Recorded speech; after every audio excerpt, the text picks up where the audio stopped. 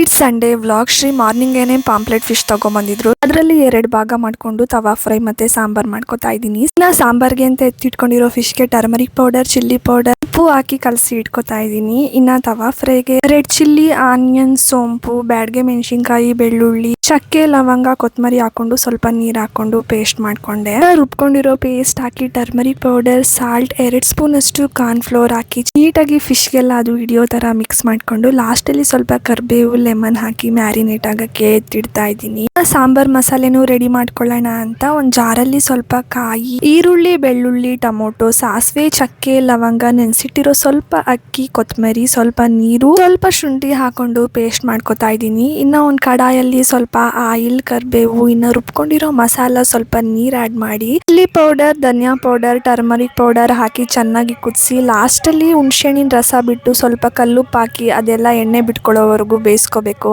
ಇನ್ನ ಫಿಶ್ ನ ಲಾಸ್ಟ್ ಅಲ್ಲಿ ಆಡ್ ಮಾಡ್ಕೊಂಡು ಒಂದು 2 ಮಿನಿಟ್ಸ್ ಬೇಯಿಸ್ಕೊಂಡ್ಬಿಟ್ರೆ ಸಾಂಬಾರ್ ರೆಡಿ ಆಗ್ಬಿಡುತ್ತೆ. ಫಿಶ್ ಬೇಗ ಬೇಯೋದ್ರಿಂದ ಲಾಸ್ಟ್ ಅಲ್ಲಿ ಆಡ್ ಮಾಡ್ಕೋತೀವಿ. ಇನ್ನ ತವಾ ಫ್ರೈ ಮಾಡೋಕೆ ಒಂದ್ ತವಾದಲ್ಲಿ ಸ್ವಲ್ಪ ಆಯಿಲ್, ಕರ್ಬೇವ್ ಹಾಕಿ ಮಸಾಲೆ ಕಲಸಿ ಮ್ಯಾರಿನೇಟ್ ಆಗಿರೋ ಫಿಶ್ ನ ತವಾದಲ್ಲಿ ಹಾಕಿ ಒಂದು 7 to 8 ಮಿನಿಟ್ಸ್ ತವಾದಲ್ಲಿ ಫ್ರೈ ಮಾಡ್ಕೊಂಡೆ.